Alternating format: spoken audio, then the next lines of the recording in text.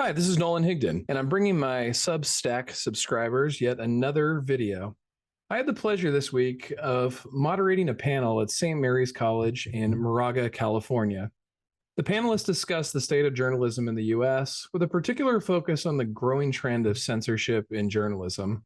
Journalism is essential to a democracy. You can't have a democracy without a free press. And that is why pro-democratic forces are increasingly concerned about the development of news deserts. News deserts are these communities where residents have significantly diminished access to important local news and information that feeds grassroots democracy. Located just near St. Mary's College, where this panel took place, is Martinez, California, where recently a flare of smoke and flames was associated with polluted air, soil, and water. Even though the refinery responsible has made numerous announcements, as have public officials, there's no local news outlet to report on it. The Martinez Gazette closed some time ago, and the Contra Costa Times, which previously covered the area, became the East Bay Times and covered a much wider area, rarely paying attention to Contra Costa County. People seem uninformed, and it seems as if no one is actually investigating what happened from a journalistic point of view. Of course, this story is repeated in places like East Palestine, Ohio. Having a journalist local solves the problem of news deserts, but even places that aren't news deserts still suffer from censorship. Journalists are frequently harassed, threatened, and killed. Governments and big tech collude to control and shape public discourse. In fact, in 2022, Reporters Without Borders Press Freedom Index ranked the United States 42 in the world of overall freedom of the press. To unpack this importance of information and threats posed to journalists is the panel at St. Mary's College. Davey D is a nationally recognized journalist, adjunct professor, and hip-hop historian who joined us. Max Alvarez, editor-in-chief of the Real News Network, the host of the Working People podcast, and a frequent contributor to Breaking Points. Mnar Adley is the CEO and editor-in-chief of Mint Press News, and Mickey Huff, the director of Project Censored. I started off the panel by asking them to discuss the importance of journalism and what stories they are currently working on. Living in the United States, we are the beacon of the free press around the world. The United States represents the so-called free press. And as we learn in journalism school, under our First Amendment, the role of a free press is to hold the establishment accountable. And so our role as independent journalists is to act as a watchdog to those in power and to hold them to account. And one of the first experiences in seeing how the media works was after I had lived under Israeli occupation and apartheid as a preteen, and I had witnessed really grave human rights abuses and witnessed how Israel acted as a proxy to the US military machine and the military industrial complex.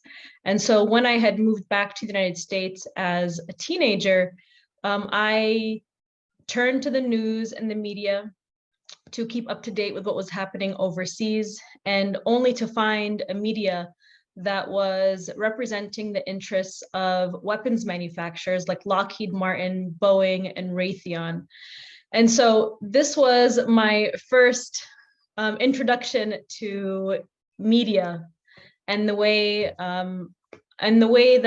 in which our media in the United States has been hijacked by the interests of the military class and the elite. And so since then, it has become part of my personal mission to build an independent media arm for the movement, for the peace movement, to represent the interests of the people on the ground and to hold the military class accountable. And so what we have seen, especially since then, I mean, I was about 13 years old, and a couple of months since returning back from Palestine, 9/11 happened. Since, in living in a post 9/11 world, we have seen the consolidation of the corporate media to a point where we really don't have a watchdog anymore. We have a lapdog media representing the interests of the 1% elite in this country. And so that's why it's so important to support independent journalism. And since actually 2001, we saw a renaissance of independent journalism and journalism outlets kind of sprout up from, beneath the surface to take on corporate media, to take on the war narratives, whether it was from the US invasion of Iraq, Afghanistan, Libya, or Syria, and the expansion of the US military machine through its bases and occupation and exploitation of nations abroad, or its sanctions regime. But what had happened since then is we've also faced some major censorship through the rise of the internet. And so while the internet is something to be celebrated, where we can share information and share ideas, big tech has now become another arm of the elite. And so I believe that censorship is now the number one issue that we face in this country, because if people don't have access to any sort of alternative information, or news, the establishment is simply going to use the algorithms and use our news feeds to propagate whatever sort of narrative that they want to feed the public. And so that's where we're at today. Since 2016, since the elections between Hillary Clinton and Donald Trump, since the establishment has basically waged a war on so-called fake news, what this has really meant is that they have waged a war on independent journalism and journalists. And so we at Mint Press have seen a major hit through this, and by Google's change of algorithms, Facebook's partnerships with the Anti-Defamation League, and Facebook's partnership with the Atlantic Council, social media, big tech social media giants partnering up with literally the state of Israel and the Democratic Party.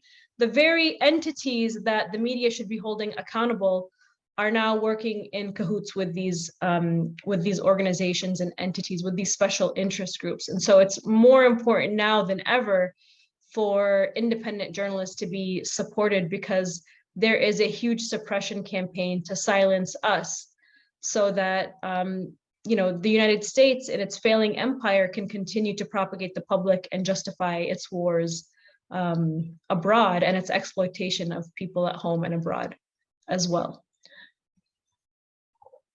Thank you, Mnar. Max, Davey, Mickey, do you want to, any one of you want to jump in and add to that about the importance of journalism and some of the stuff you guys are working on now?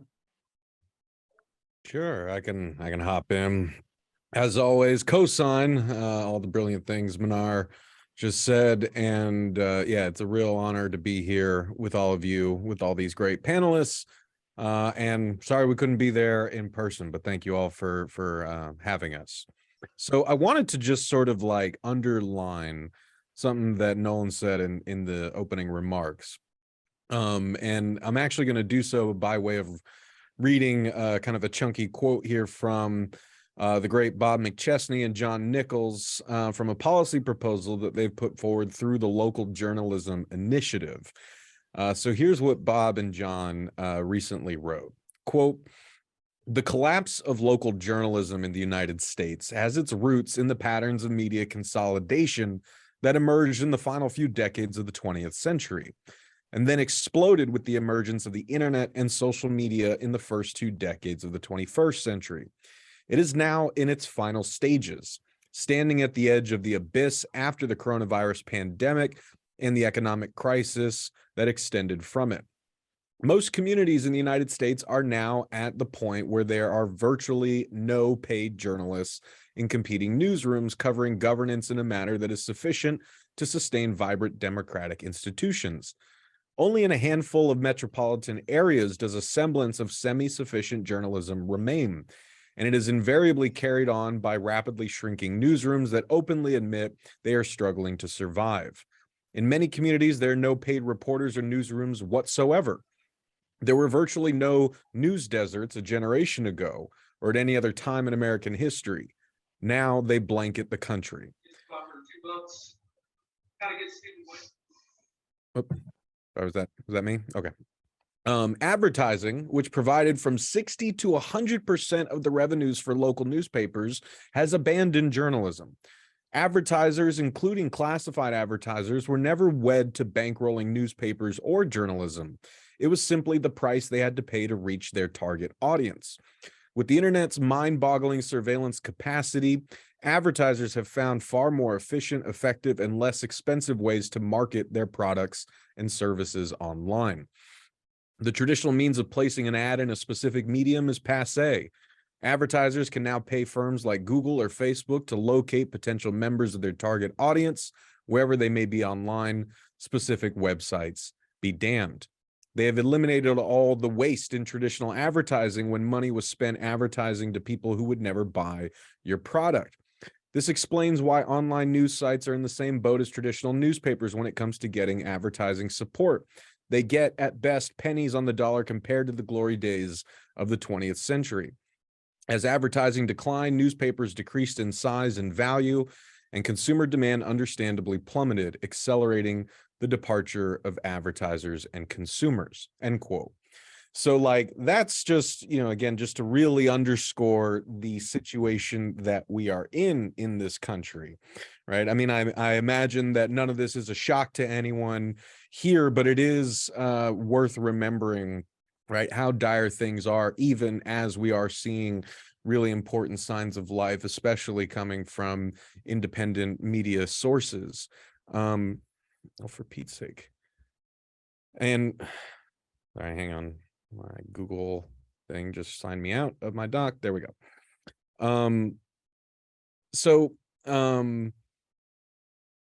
Okay, there we go. Now, where this puts all of us, right, is in an interesting position, because I do feel like, outlets like ours, the Real News Network, great, independent outlets that we work in coalition with, including those that my esteemed co-panelists report for here. We are racing in to sort of try to fill these gaps as best that we can. And I think in that process, we've been able to sort of correct or revamp some of the old school limitations of legacy news media outlets, right? And you've Nolan mentioned East Palestine. This is a great example, right? I mean, for the first 10 days after this catastrophic Norfolk Southern train derailment in East Palestine in early February, the mainstream news networks just didn't say anything about it.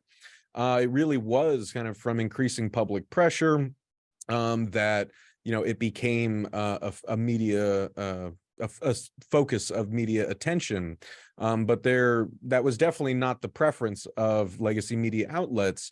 But what you did see in that interim period was a lot of independent media folks with gas masks, microphones, and cameras, heading straight into the toxic area around the train derailment. And they were really the ones providing the most substantive on the ground reporting from residents in East Palestine and workers on the railroads, right? And so I think that that's just like one kind of key example, right, of how this is both a dire situation, but also one that presents an opportunity for those of us who are committed to really doing the reporting that needs to be done right now. And I want to just kind of round out on that point of like, what is the reporting that needs to be done?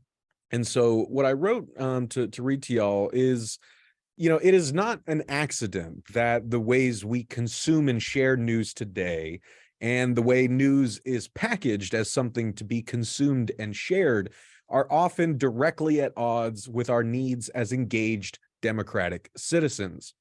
Every day, with brutally dizzying speed, the content stream drags us along. As we struggle to keep our heads above water and stay informed about the world around us, the news from yesterday, even from this morning, is already a distant fading memory. But how has that information actually empowered us to act? What can we really do with it? What else can we do besides consume it or bite-sized versions of it and move on, lest we drown in the flood that's always coming? In headlines, tweets, listicles, and snappy cable segments, the news is meant to command momentary attention, not to encourage deep thought or facilitate productive discussions about how working people can address the issues of our day. And we, in turn, have become the passive spectators and reliable consumers the news industry needs us to be to sustain its faltering business model. But here's the point I want to get to, right? Because you'll hear this all the time, about like, what is the point of journalism, right? It's to inform people. But staying informed is not an end in and of itself. Because the question is, like, informed for what? Right? The democratic function of a free press and the civic necessity of journalism go far beyond just informing people about the goings-on of their world. They are supposed to empower us to act more effectively in our world, to provide the resources we need to be active shapers and stewards of democracy itself, right? And that is what we really try to do at the Real News Network, right? Is not just report on the stories and lift up the voices that mainstream media so often ignores completely, but we also don't want to do that in some sort of voyeuristic way where we are kind of reporting for a similarly passive and voyeuristic audience that exists like outside of the story that we're reporting on. We try to make media that actually addresses people as the agents of change that we need in the world, right? So we always try to give people the context and information and forms of analysis they need to better cut through the propaganda that they're getting from corporate news sources or the government. We are also trying to harness the tools of rigorous principled reporting and apply them to, the causes that we believe in, right? Causes like the fight for working people to have a comfortable, dignified life free from exploitation and abuse in the workplace, the fight of people and their families who have been victimized by the prison industrial complex or the police industrial complex, right? The fight to hold these complexes and the powerful people that run them accountable for their crimes, right? And we do that by, again, enjoining the people who are watching, listening, and reading our work to feel as if it is their duty, their responsibility, and within their capacity to do something to address the issues that we are raising in our reporting, not to just beat them over the head with a bunch of problems with the world, but to really try to provide pathways to fixing those with a theory of change that understands that change is going to come from the people, from the grassroots up. And so that's really what we're trying to do here at the Real News Network. And the last thing I'll say is just in terms of the work that we are doing, and that we commit our resources to kind of that, seeing that editorial mission come through.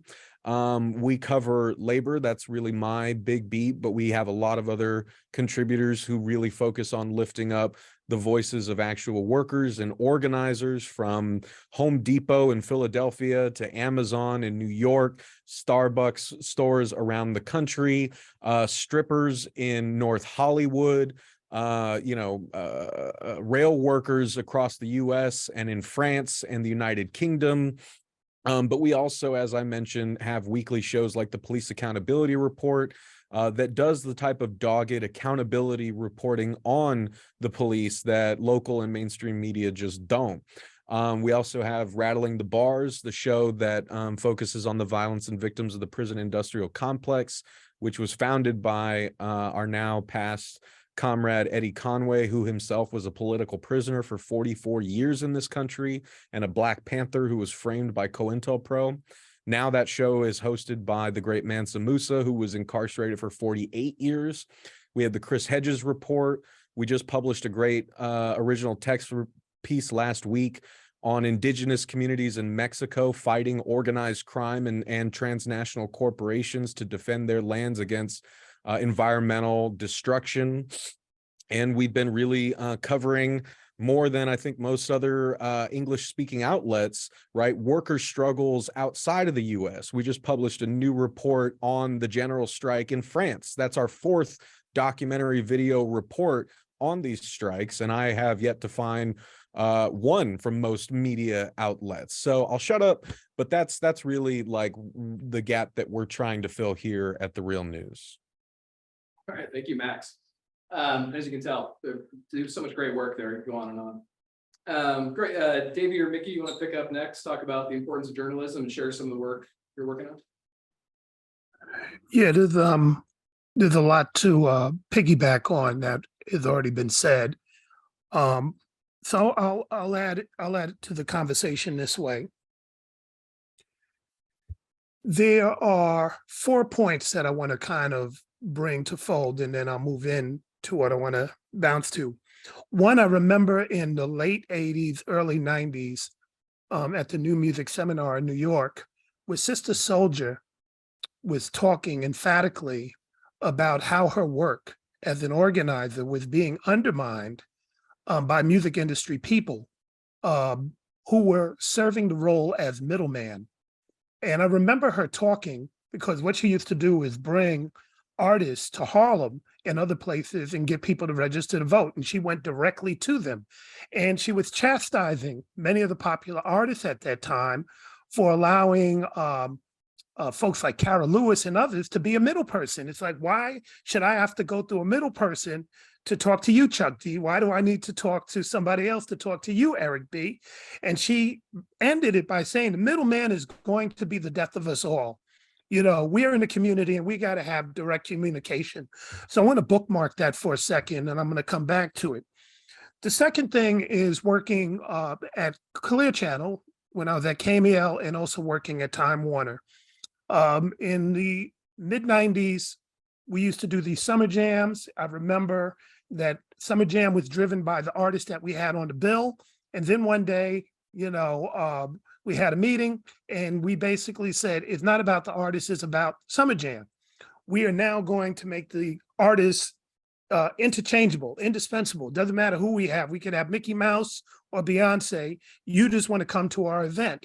And then we moved into a process of taking the station and, as my boss at the time said, make the station a habit that people can't quit.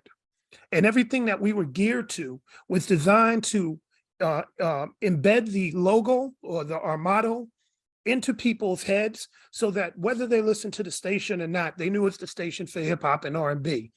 So they was like, we're going to make the station a habit that you can't quit.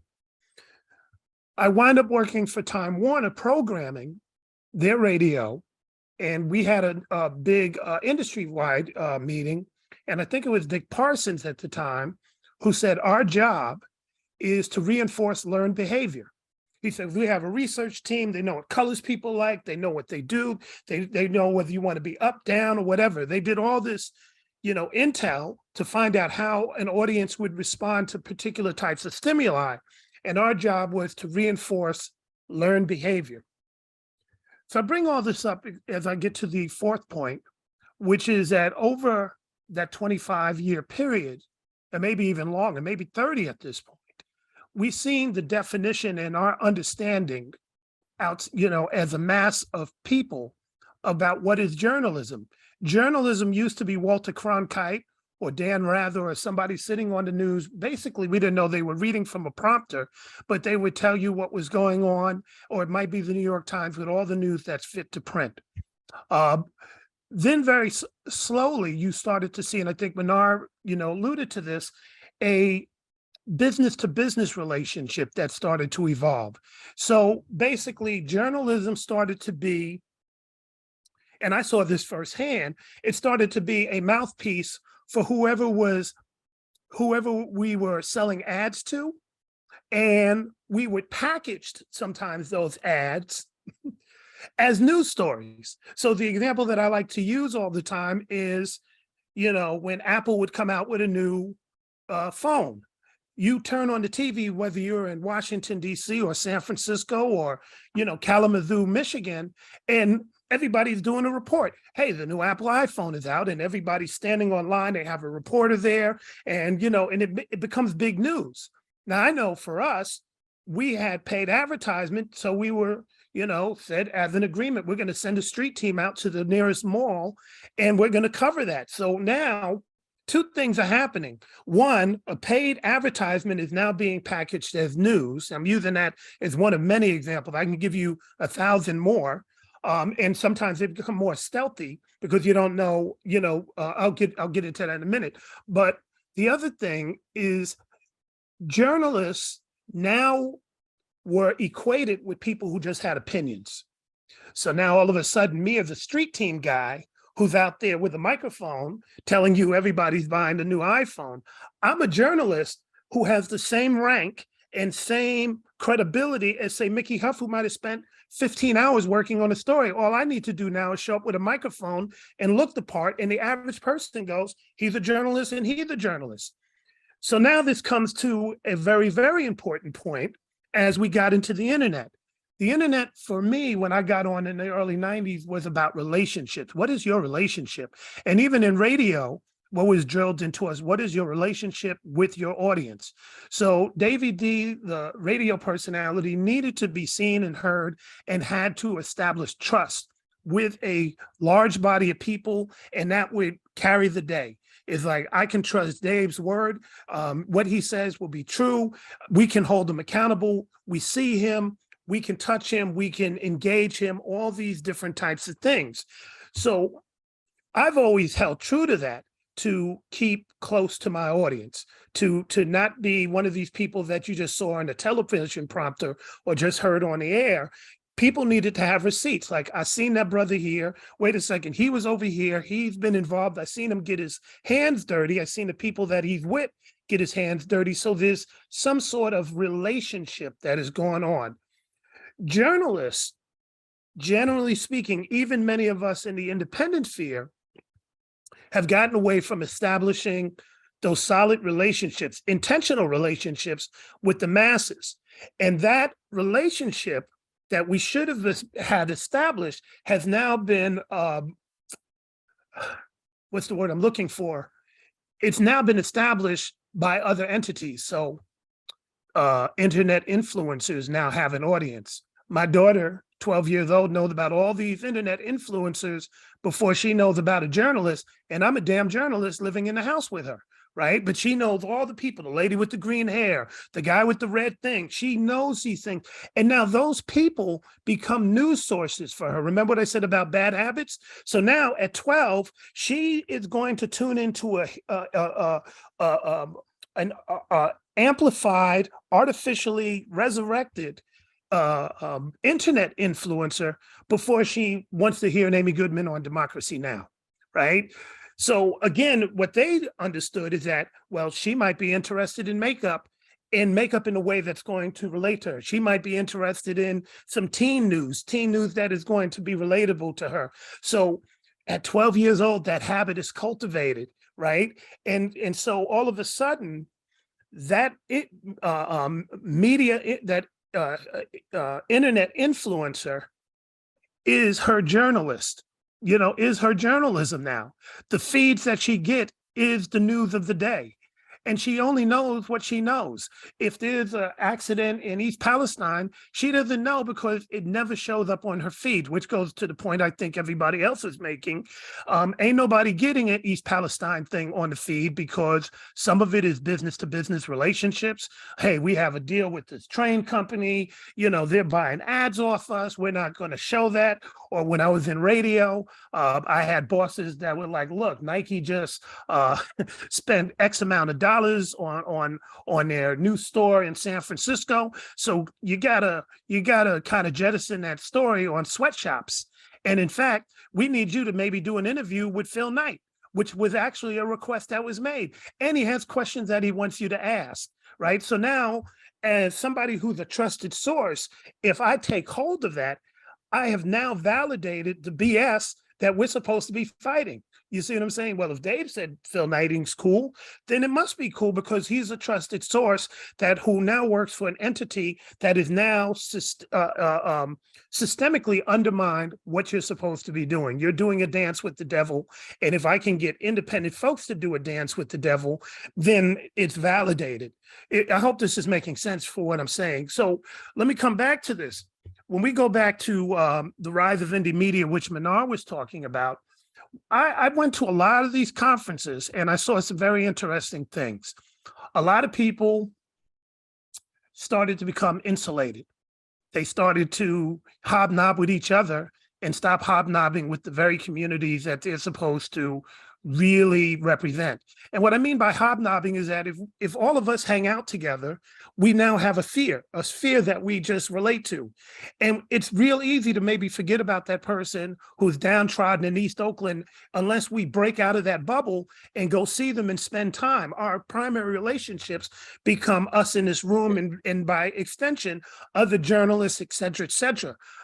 That insulation can sometimes, one, blind us to certain things. We now have blind spots that we don't realize that we have.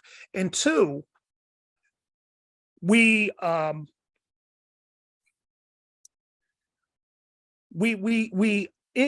unintentionally start to be a validating source for other folks who then come in with ill intentions.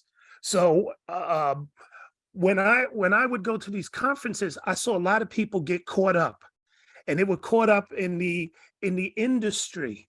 Like, wow, you know, I'm getting some attention. I'm on a panel, but I might be able to go on this news thing. I might be able to go on MSNBC, and I might be able to go on CNN, and I might be able to go to some of these other outlets.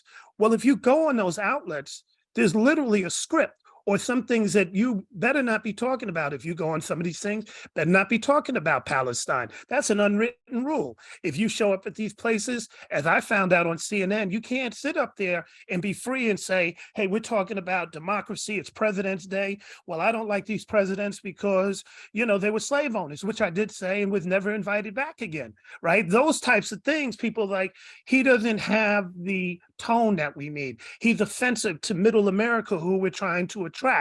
And so all of a sudden, you have to make a choice. Do I want the lights? Do I want the stars and glamour and maybe the six-figure salary, which at one point I was making? Or do you want to put your shoulder to the grind and maybe find that you're not invited to the Christmas party, or, you know, or some of these functions? You're not flown across country for the junkets that many people have, you know, gotten accustomed to. And for some people, it's cool when you're 20. It ain't so cool when you're 30, 40, 50 and have kids and a house and a mortgage and things. You got a lifestyle that you're used to, so you go along with that. I'll close with this because there's more I want to say, but I'll close with this. To the point about news agencies and their business to business thing, there's a lot of laziness, and that manifests itself in how people report crime.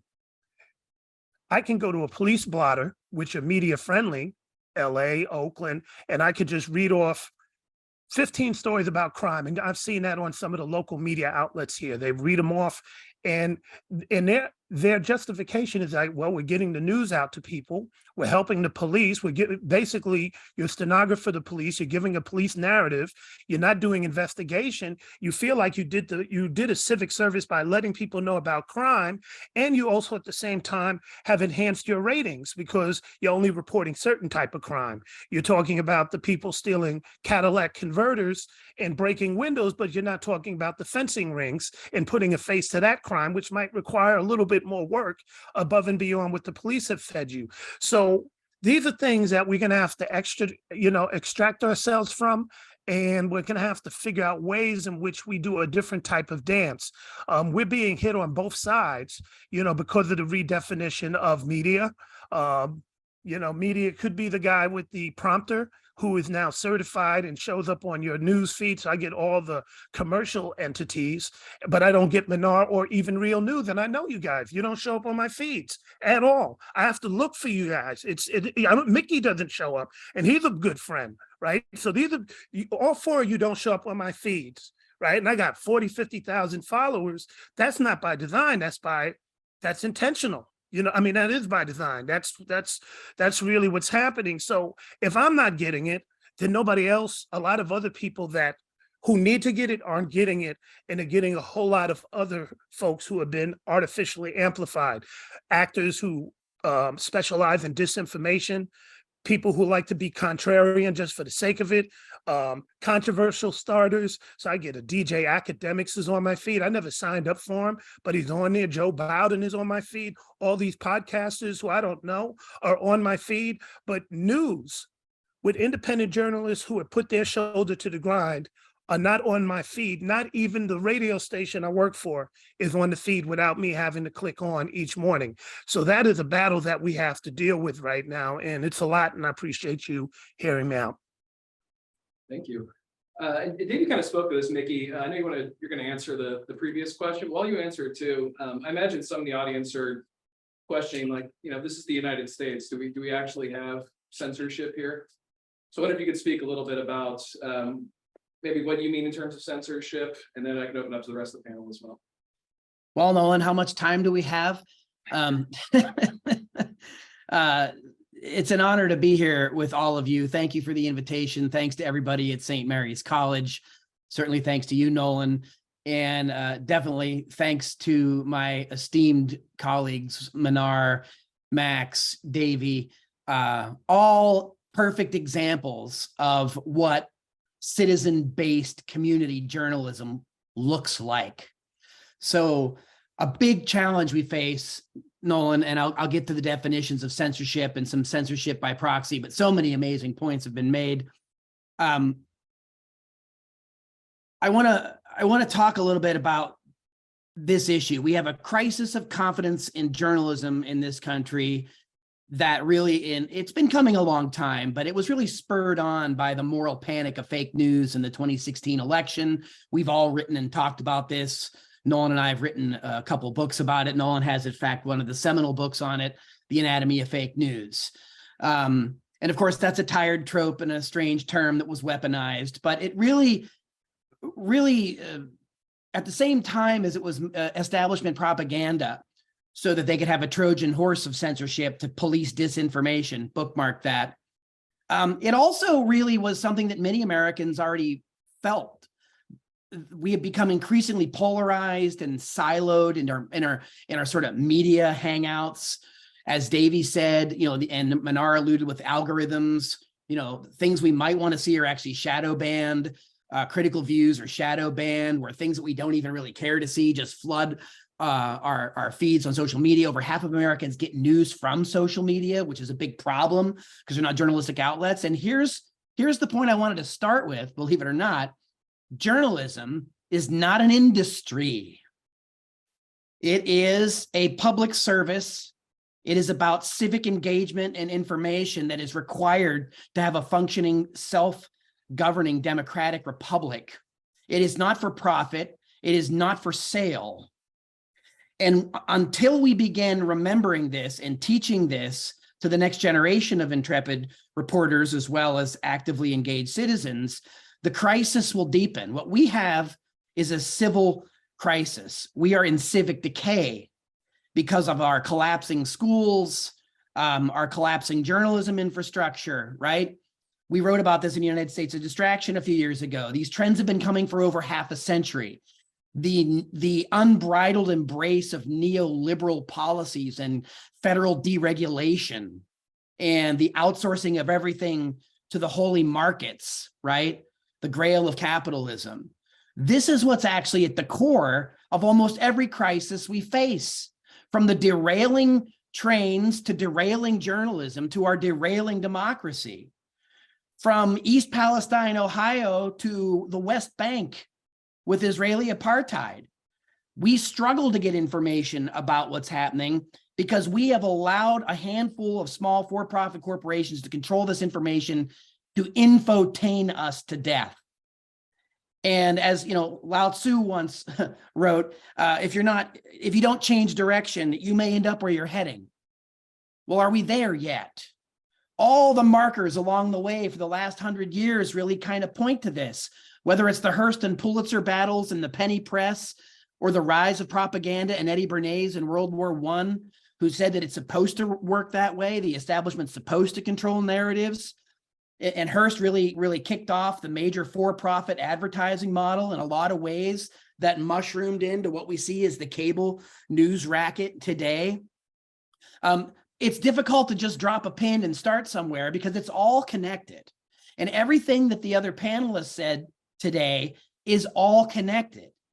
It's all part of this same context about the kind of society we actually have versus maybe the kind of society we're taught we have or the one we actually want. And what real journalism does is it's not about chasing profits and eyeballs for advertisers, because that's a conflict of interest, as Davey clearly pointed out. And as Max pointed out, the kind of journalism that he does really goes into the working community, and it reports from the community by people who are in the community. Nolan, you talked about news deserts. Well, that means that there's no longer platforms that have journalistic integrity to report about communities to people who live and comprise those very communities. Martinez was a case in point of what happened in our very backyard. I grew up 30 minutes from East Palestine, Ohio. I have family there. I knew about that when it happened and the disaster that was unfolding. Before 2 weeks went by, Joe Biden went to Ukraine before anybody bothered to show up, his transportation secretary to show up in East Palestine, Ohio. What imagine if we gave $200 billion, which we've given to Ukraine for the illegal Russian invasion. But what if we gave $200 billion to the infrastructure? What if we gave $200 billion to fund a grassroots media, community media project like Bob McChesney and John Nichols talked about that Max mentioned, right? That's what we need.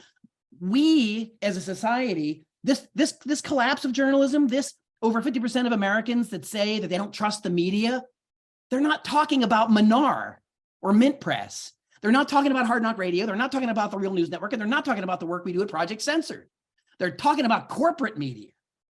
They've lost faith in the business model that has totally corrupted journalistic integrity. What if journalism really did disappear? Then none of us would be here.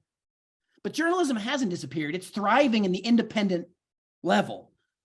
But we just have to help elevate it. And people need to understand what journalism is and why it matters. That's why journalistic education is so important. And Nolan, as you know, at Diablo Valley College, we've been trying to utilize the Inquirer newspaper there to report in the news desert that is Pleasant Hill and Martinez. And our student reporters have been going out and scooping the East Bay Times and getting real stories that the local media don't have time or don't bother to cover.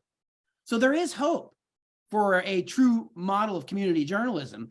But I know we don't have too much time, and make sure you cut me off so that we have time to hear from all the folks that are here with us today. But I wanted to get to the definition of censorship, and that's also where Mnar started. News deserts are a form of censorship. They're by design.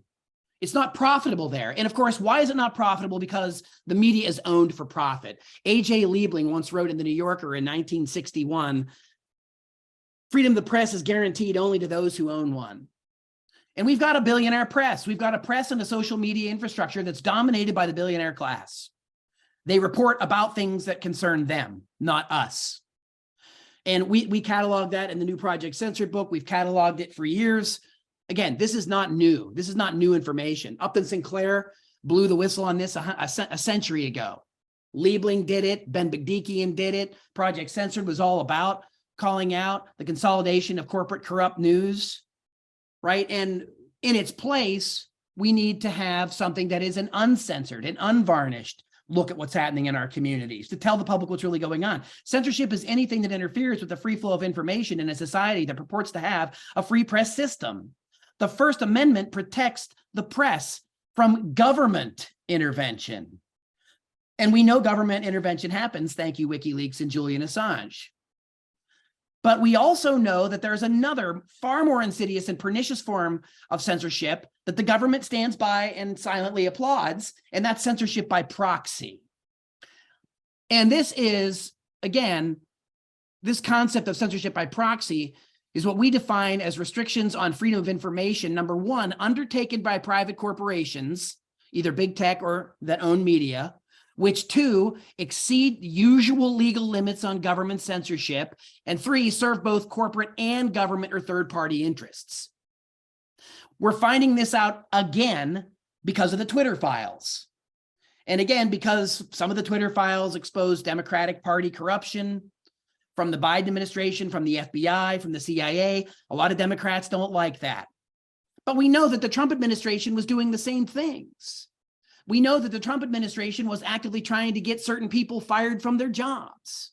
We know that the social media companies were wildly deplatforming people across the spectrum. But I will have to say, when you look deeply, it's far more from the left and from community media organizations than it is from the right, though there is censorship of both libertarian and leftist critiques of our society, because they both tend to critique the way that the capitalist system strangles, for different reasons, the free flow of information. And that is what we should be keeping our eyes on. Who's controlling the narrative, and to what end, for what reasons? How do we uncensor this kind of information? And the way to do that is by having a true, unfettered, and free press. And we talk about education being part of that. We talk about community media being part of that. And we really talk about critical media literacy education as being the best way to handle and deal with misinformation, with propaganda, to teach people how to think critically about news and information, to encourage them to be part of it, and a responsible communicator, as Davey talked about, building relationships with audience, not outsourcing it to corporations, not outsourcing it to algorithms, not asking for paternalistic control to censor those with whom we disagree, or have cancel culture run amok, whether from the right or from the left. We need to openly embrace the principles behind the First Amendment and begin dealing with them in a way that goes well beyond their 18th century origins and 19th century origins. We live in a complex, industrial complex, literally, right? Whether it's the national security complex, big pharma complex, fossil fuel complex, the media was feeding off of all of these to promote agendas that benefited those industries at the expense of the public. That kind of journalistic industry is the very one that's a problem that the public has lost trust in for good reason. We shouldn't resurrect it. What we should do is get a true people's journalism based on principles of civic engagement, open access, transparent sourcing, right? And having an ethical sense that journalism is not supposed to do harm, and it's supposed to help elevate all voices, particularly those that are the hardest to hear. And with that, I'll end simply by saying that I know it's convenient for us to want to have our Schadenfreude moments when we see someone we don't like or disagree with getting silenced or curbed or put aside, but that's highly misguided. And it's well worth supporting the right of people to be heard and then to disagree with them and to prove them wrong than it is to silence people and not let the public decide. Thanks very much for your time. I look forward for your comments. And again, Nolan, it's an honor to be here with so many wonderful panelists. Thank you, Mickey. And to everyone in the room, we have a microphone. If folks want to ask a question, they can raise their hand. While folks get their questions together, we have just a couple minutes before they start asking questions. I wondered if Mnar, Max, Davey, did you have any comments on personal experiences with censorship or present day concerns you wanted to raise for those folks here in the audience? I think we all see censorship every day. I mean, the biggest form of censorship is by omission, or over-reporting and distortion. Let me give you an example. I happened to be in London the day that they had those bombings. What year was that? I think it was 06, 07. I was coming back from the G20, and I happened to be there with reporters from CNN and ABC and a bunch of other places. And I remember when we got there, my instinct was we should go and talk to people on the street and find out where they're coming from. And their instinct was, we need to get a press release and an official statement, so let's go to a hospital. So two things happened. One, as we were coming from the airport and going to Central City, we were listening to BBC. And the guy from ABC, he made a call. This is a national call. This is going all over the country. And he's like, here we are in London, and people are streaming out the city, out of Central City. Well, it was traffic, people just leaving the city. It wasn't really the way he described. And then he basically parroted what the BBC said. Oh, there were 39 people killed, yada, yada, yada. We went to the hospital, to get this official report. There was no reporters there from the hospital, and nobody was looking. They was like, what report do you want? So finally we went over to the Edgeware station where at least I was able to start talking to people on the street. And everybody I talked to, black, white, young, old, didn't matter. They all said, because I said, what do you think caused this? And they said, oh, this was Bush and Blair, Bush and Blair. They saw that. They saw that for an hour and a half of conversation. I have these tapes if you ever want to hear them. So when they were getting ready to do their reports, they were told to go into the hotel, which is right across the street, and find some American citizens and get the real news. So of course, American citizens are like, well, it must be Al-Qaeda because that's what they know, right? They didn't have a political understanding the way that, an hour's worth of interviews in the streets of London did. And so I asked one of the reporters, I said, are you going to give this equal weight? Because you got one person who is saying Al-Qaeda, and you got a whole bunch of people for the past hour of all walks saying Bush and Blair. And the response was, these people don't know anything. They're dumb. And no, it absolutely is Al-Qaeda. Well, how do you know? You never even been to London and you never even studied this, but you're doing man on the street. But that's what came across. They equaled opinion, even though without number 10-1. That was a form of censorship, but it was one that I think had, shaped the national narrative of how people saw it, because they were like, oh, that's their 9/11.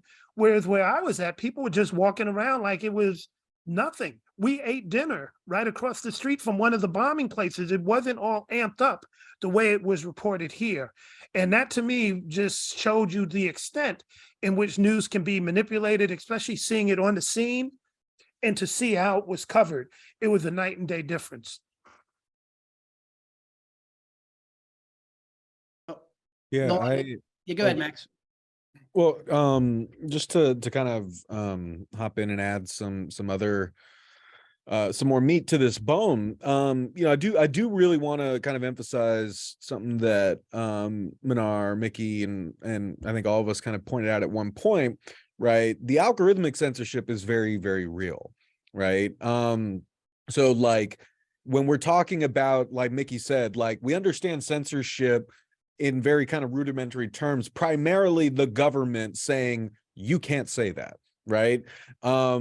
There are plenty of other forms of censorship, including private entities saying you can say that, but we're going to make sure no one hears it and no one sees it, right? And so just to give one illustrative example, after the Russiagate stuff, I mean, Facebook used to be the main traffic driver for a lot of news outlets, including the Real News Network and other, independent outlets like Truth Out. I think it used to account for around 40% of our web traffic. It now accounts for less than 5% of our web traffic, right? We used to get hundreds and hundreds, if not thousands of engagements with a single post. Now we're lucky if we get dozens, right? That's not because we're doing, work that isn't as good, right? It's just, it literally is like being shadow banned. People are not seeing it on that platform. So I do really want to highlight that as a very, very real and ever-present reality. I also wanted to kind of like add to what Mickey was just talking about, because I think about this, like I said, I cover labor. Every day I interview workers about their lives, their jobs, their dreams, their struggles. I really try to get to know them. And I really do try to have the people I talk to be the reporters of their own stories, right? Because they are ultimately the experts on their own experience. And so I see my job as like an interlocutor who's trying to kind of help them kind of tell their story, the way they want it to be told.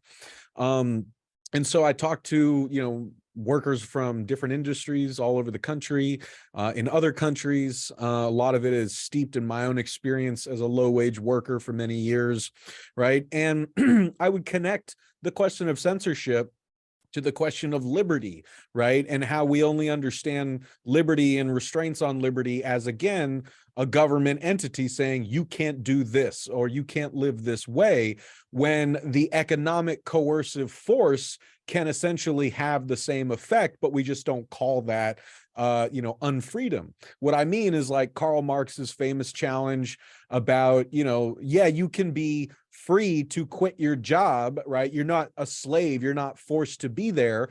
But when you are making such low wages that losing those wages could mean you lose your house. Losing that house means that you are thrust into a vicious society that criminalizes homelessness, that has no social safety net. How free actually are you to quit that job? The answer from most of the workers that I talk to is not free at all. Now, add on to that the fact that the vast majority of workers in this country are employed at will, meaning they could be fired for any goddamn reason that any boss comes up with, right? It could be because, like, if you're a gay or a trans person, your boss can fire you for that. If they say, I'm firing you because you're trans, then you have like a legal case to make. But if they say, if they can come up with literally any other excuse to fire you, but in their hearts, they're firing you because of this or that reason, because of the employment law in this country, that's perfectly legal, right? And so, I think that question of economic censorship, that question of economic coercion, right, and what that does to silence people is really one of, if not the most pernicious forms of censorship that exists in our countries today. We mentioned the railroads. I reported on the railroad, the crisis on the railroads for over a year now. No one gave a shit about it until we were literally like 12 hours away from a national rail shutdown in September. But suddenly, everyone was able to find, well, not everyone, but like we were able to pump out all these hours and hours of interviews with rank and file workers that I'd recorded. And so people were able to get a lot of the context that they were not getting from mainstream media. And one of the reasons they weren't getting that context is because most railroad workers would not speak on the record because they would get fired, right? It took months for me to earn enough trust just to get people to talk to me like with a pseudonym, because and many are getting fired. Many of the people who did speak out over the last year are getting retaliated against right now. Other thing I just wanted to add really quick, right, is the other ways that people's economic status is used as a way to censor them. I just did a segment at Breaking Points about GOP lawmakers and industry lobbyists trying to roll back child labor laws in this country and succeeding. They just succeeded in Arkansas, for Christ's sake, right? But you have a lot of child labor that's going on in this country, and it's being done by brown migrant children who can't speak out because their immigration status is hung over their head. Like if they say anything to the press, then they risk being deported, right? They risk losing that economic lifeline that they are using to support their families back home, let alone themselves. There are hunger strikes going on in prisons around the country right now. You're not hearing about them because that information is very tightly clamped down. The last example I would give, since we're talking about person examples, I remember going to Wisconsin, rural Wisconsin, to report on communities banding together and fighting against industrial hog farms being built in their areas that were going to pollute the air, land, and waterways. It was going to tank property values. I mean, these hog farms are horrific in the ways that they treat the animals and all yada, yada, yada. There was one local newspaper in Polk County, Wisconsin, that was actually covering this story, and particularly one journalist who was critical of the machinations behind these deals that were being made to build these unwanted hog farms in this county. But that newspaper depended on advertising revenue from the company that was building that hog farm, and they successfully pressured the newspaper to fire that journalist. This happens all the time, and it's not the government doing it. So we really do need to expand our understanding of what censorship looks like. Sorry, I'll shut up. Great. Mnar, did you want to jump in? Yes, I did. Thank you. I just wanted to add that it takes a lot of moral courage to be doing what we are doing in today's age of censorship. And there's a lot of things to piggyback on, but just to speak on some of the, personal examples that I have, personally been through when it comes to censorship. Having been an anti-war activist from a very, very small age, marching through the streets of Minneapolis with the late Paul Wellstone, protesting and speaking up against US militarism has been basically my mission since I was a young child. And that was because of living under Israeli occupation. And being a woman who is Palestinian, who is also Muslim, and who wears the hijab, some of the experiences that I have been through is that no matter what conflict that I personally have covered and protested, or we have covered at Mint Press, it seems that myself and Mint Press have been targeted through a very Islamophobic lens. And I find that to be very interesting, and I do see that as a very convenient way to kind of dehumanize myself and a Palestinian woman and Muslim woman in a way to delegitimize the anti-war sentiment that we are promoting at Mint Press. I find that to be very, very interesting and convenient. I think it is mostly because of being a woman and being Palestinian and being Muslim. It's a rare thing even within our movement. But what this has looked like is that whenever we do talk about Palestine, for example, we bring attention to Palestine, anti-Semitism is always weaponized against myself and some of the journalists that we have worked with. We're always accused of being anti-Semitic, always accused of supporting, Hamas, even though, we promote the idea that Palestinians, of course, have an absolute right to resist the occupation, just like any occupied people, and that's their right under international law. Or whether it's, promoting the idea that all U.S. intervention, there's no such thing as humanitarian intervention. All U.S. intervention means, death and destruction and profits for the military industrial complex, and just filling the pockets of the weapons manufacturers at Lockheed Martin, Raytheon, and so forth. So whenever we and I'm sure some of you gentlemen have experienced this as well, but whenever we challenge a establishment war narrative, whether it was the U.S. intervention in Syria, or U.S. intervention in Libya, or U.S. intervention in Iraq or Afghanistan, the way the media tries to dismiss our coverage is not by debating us or trying to look at the facts and have a discussion, but it's always in a way that's a smear campaign to paint us anti-war journalists as supporting like the enemy states. You are pro-Iran, or you're pro-Assad, or you're pro-Gaddafi, or you're pro whatever it is. And we've seen this in smear campaigns against myself, written articles by people who we have found out later to be working hand in hand with employees at the State Department or think tanks. Even our Wikipedia page at Mint Press. And again, this is not just happening to us. This is happening to like a lot of independent anti-war journalists, but our Wikipedia page has been targeted by think tanks and by pro-settler Israeli groups. And they have gone on our Wikipedia page and have made not just hundreds, but thousands upon thousands of edits to ensure that we are framed and painted into this like caricature that would kind of dehumanize myself as the director of the media organization and frame the outlet as being pro something that it's actually not, when really we're promoting just this anti-war narrative. And then when it comes to the algorithms, Max laid out how the Real News Network's readership has gone, or not maybe has gone down recently, but they were relying heavily on Facebook in the past.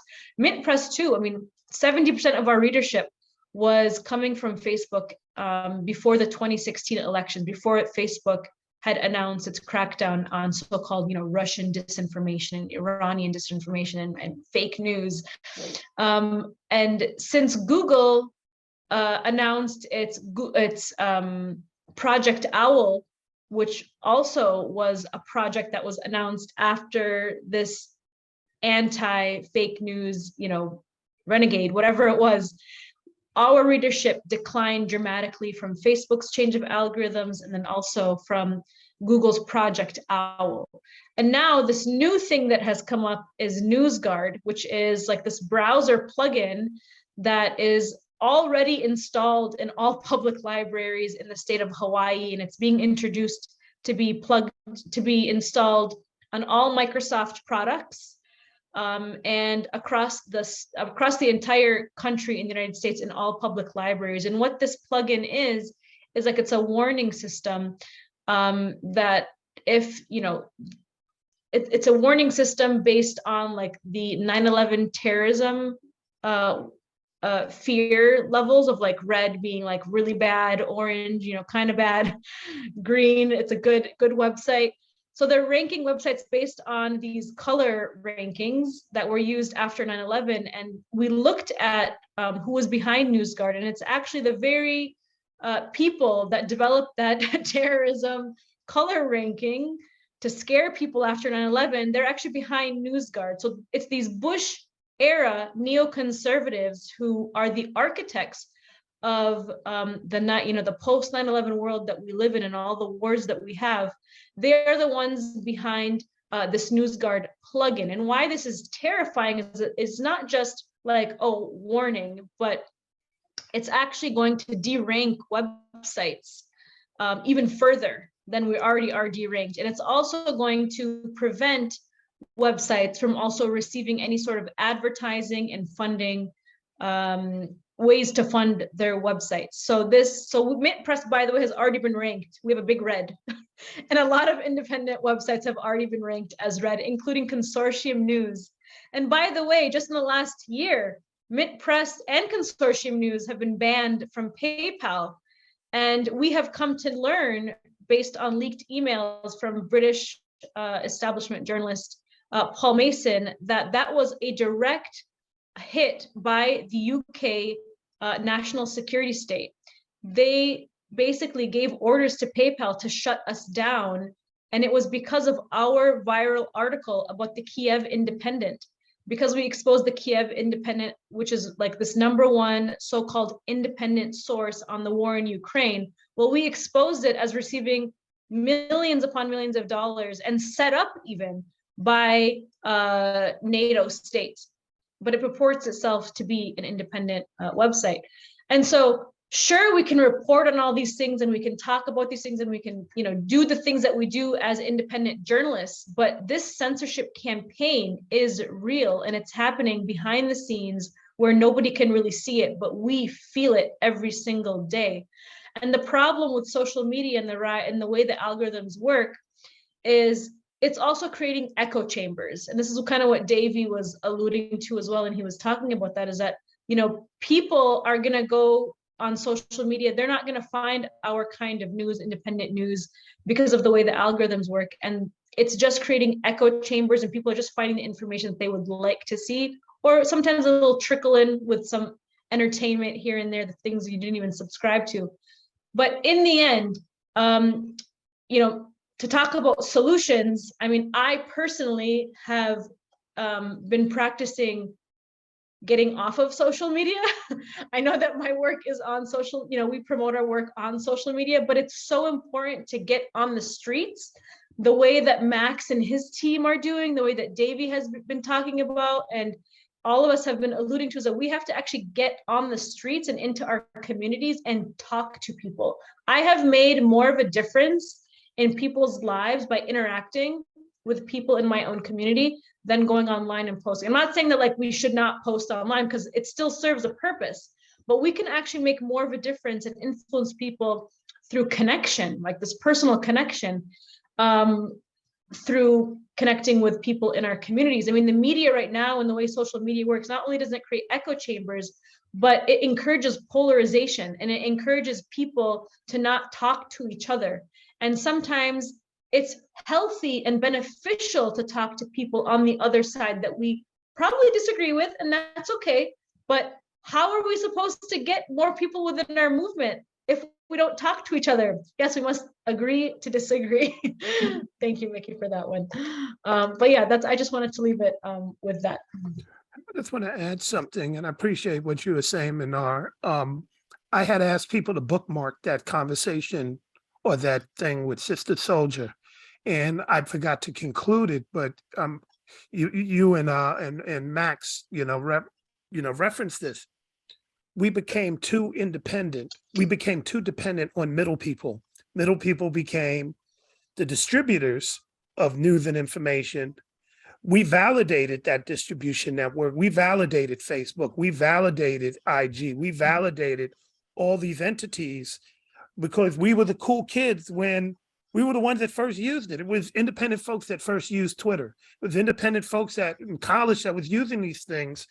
And once we, once it became a thing that we were living in and depending upon, then they removed us and put in people who at one point actually actively avoided. I remember when news agencies are like, we're not going on that place for free, give our news away for free. We would never do that, right? Now they're there and we're buried somewhere. And so we have to be mindful not to have a middle person that we don't control, a middleman, middle woman, or entity that's in between us and the audience that we need to reach. It's a damn shame. 50,000 people and I might reach 2 of them, right? That took years to establish that. And to your point, Max, like you were saying, you were getting like 80% of your listeners. Thousands of people respond to a news story, and now you might get a couple, but you earned that, and you brought people to the table. Like, people that followed your hard work would go, let me go get this real news feed, and you can't find it. And going back to the habit thing, it's become a habit for us to wake up and be like, I'm on Facebook, I'm on IG, I'm on social media, and you're used to the feed, and you have to really put a reminder. Oh yeah, there's Real News Network. You give people a couple of months, they will actually forget that we all exist and be like, hey, what are you all doing? Are you still around? I haven't seen you in a while. That's the danger of those outlets who have now had their audience be a habit that they cultivated, get them into the habit of going to the distributor and not the people that was being distributed. We have one audience question I want to get in before we have to wrap up. They have a mic. You want to go ahead and introduce yourself and ask your question to the panel? Hello. Oh, yo, what's up? Great listening to you guys. I just had a quick question. I just want to know what your guys' favorite aspect of journalism was. Like, what do you guys love most about journalism? Speaking truth to power, speaking truth as power. Journalism is the life's blood of any self-governing society. I know it sounds tropish and cliched, but it's very true. And in many ways and cases, we're only as healthy as our information ecosystems allow us in terms of not just information, but imagination, creativity. There's an awful lot to being a human being and living in society, that's not just about, information, right? It's about, as Mnar said, as Davey said, as Max said, it's about being part of a community. And journalism is about building community, and it's about communication between the different members of community. And journalism is as much about listening as it is about talking or writing. And it's about empathy. It's about reciprocity. Go back to the Society of Professional Journalists Code of Ethics. It's about not causing harm and reporting truthful, accurate information with transparent sources. For me, those are all very exciting parts of journalism that make me want to be part of a solution that helps bolster that kind of journalism, right? That's what's exciting about it for me. And the second is teaching it, just teaching people critical media literacy. And again, not what to think, right? But how to think critically. We do these books every year. You want to see examples of stories that are censored by proxy? We've got them in this book every year. They're online for free at projectcensored.org. We research hundreds of stories a year on 20 different campuses. We do the annual radio show. We highlight these stories. Mnar is on this week talking about foreign policy issues with Ann Garrison, talking about stories in the Horn of Africa that you'll never hear about in the corporate media that have everything to do what's happening with NATO, China, Russia, and U.S. interests around the world.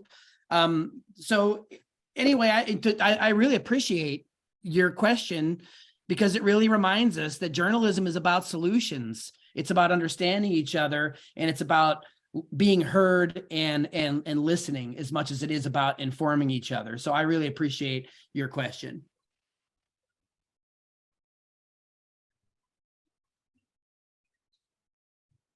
Anybody else want to add their favorite part of journalism? Could I add something? Go for Um, my favorite part of the work that I do is building bridges, and it's part of the solutions aspect of, you know, having lived under Israeli occupation and apartheid, having lived under in a war as a child and as a preteen, and seeing bombs being dropped from fighter jets, going through checkpoints, really witnessing extreme violence and trauma.